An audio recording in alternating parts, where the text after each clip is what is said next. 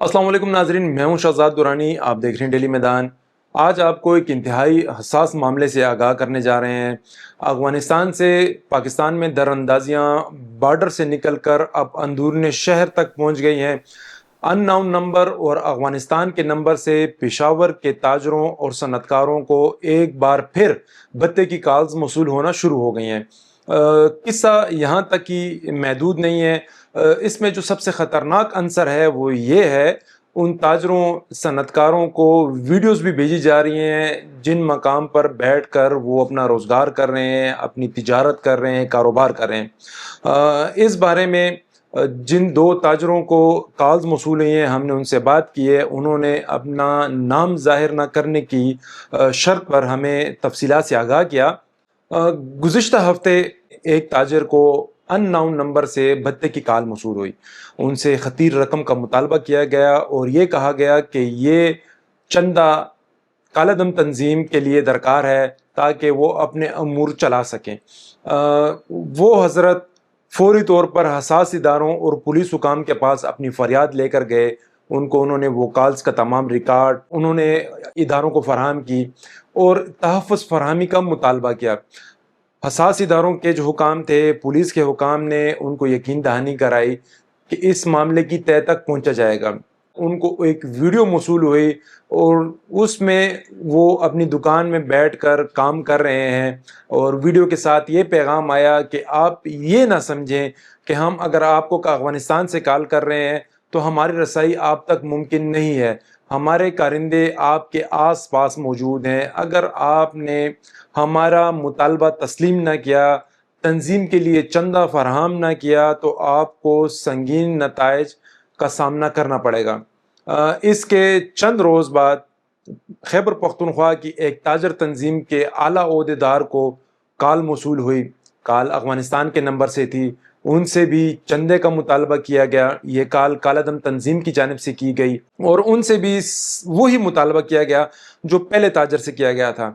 उनसे खतीर रकम मांगी गई है और उनको भी कुछ टाइम के बाद उनकी दुकान की वीडियो भेजी गई। वो अपनी दुकान पे बैठे हुए थे। इन वीडियो का मकसद ये था कि जो दहशतगर्द हैं, जो कालादम तंजीम के कारिंदे हैं, वो उनके करीब मौजूद हैं। दोबारा इन कॉल्स का सिलसिला शुरू होने से जो ताजर हैं उनमें खौफ व हरास फैल गया है।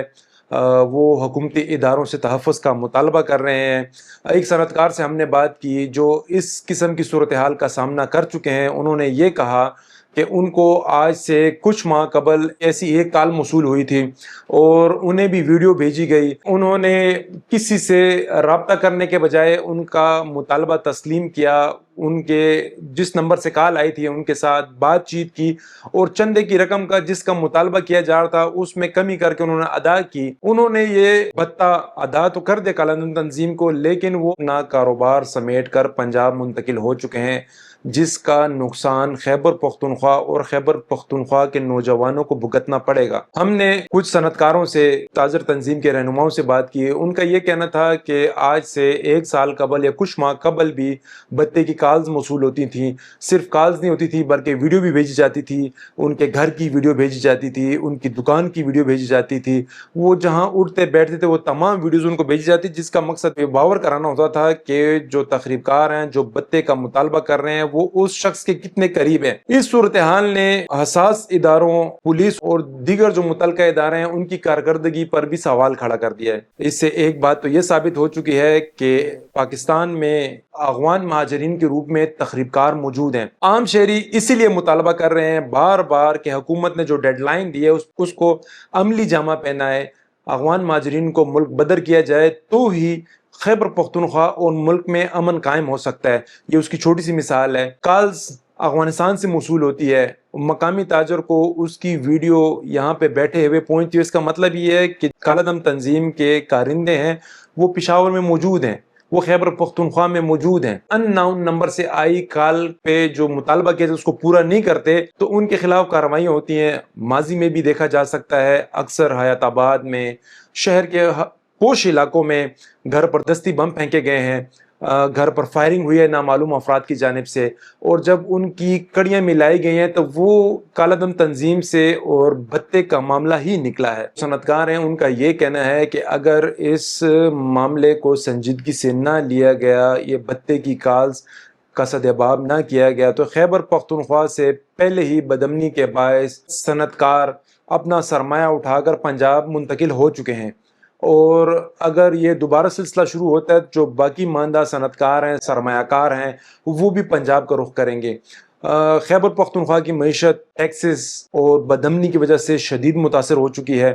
خیبر پختونخوا کے جو انڈسٹریل اسٹیٹ ہے، جو ضم اضلاع ہیں، وہاں سے صنعتکار اپنا کاروبار سمیٹ رہے ہیں، پنجاب کی جانب نقل مکانی کر رہے ہیں۔ صنعتیں تقریباً 70% خیبر پختونخوا میں بند ہو چکی ہیں۔ یہ صرف صنعتیں بند نہیں ہوئی ہیں، اس سے ہزاروں لاکھوں گھروں کے چولہے ٹھنڈے پڑ گئے ہیں۔ ظاہر ہے جب سرمایہ کار اپنا سرمایہ اٹھا کر پنجاب یا دوسرے صوبے کو جائے گا تو یہاں پہ بے روزگاری بڑھے گی، بے روزگاری کے باعث بدامنی بڑھے گی۔ جو کالز آئی ہیں ان نون نمبر سے افغانستان سے، ان کو ٹریس نہیں کیا جا سکتا، ان کے خلاف کارروائی نہیں ہو سکتی، تو کیا سیف سٹی پروجیکٹ، جس کو ایک میگا پروجیکٹ ظاہر کیا جا رہا تھا، جس کو بدامنی کی روک تھام کے لیے اہم کڑی قرار دیا جا رہا تھا، اس سے استفادہ حاصل کیا جاتا ہے؟ جن افراد نے تاجروں کی ریکی کی ہے، ان کی ویڈیوز بنائی ہیں اور ان نون نمبر سے وہ ویڈیوز ان تک پہنچی ہیں، ان کے خلاف کارروائی ہوگی، تاجروں کو تحفظ فراہم کیا جائے گا، یا خیبر پختونخوا کے سرمایہ کار، صنعتکار، تاجر اپنے صوبے کو خیر آباد کہہ کر دوسرے صوبوں کا نقل مکانی کریں گے؟ ہم تاجروں سے رابطے میں ہیں، جو پیش رفت ہوتی ہے تمام تفصیلات سے ہم آپ کو آگاہ کرتے رہیں گے۔ تب تک کے لیے اپنا خیال رکھیے گا۔ اللہ حافظ۔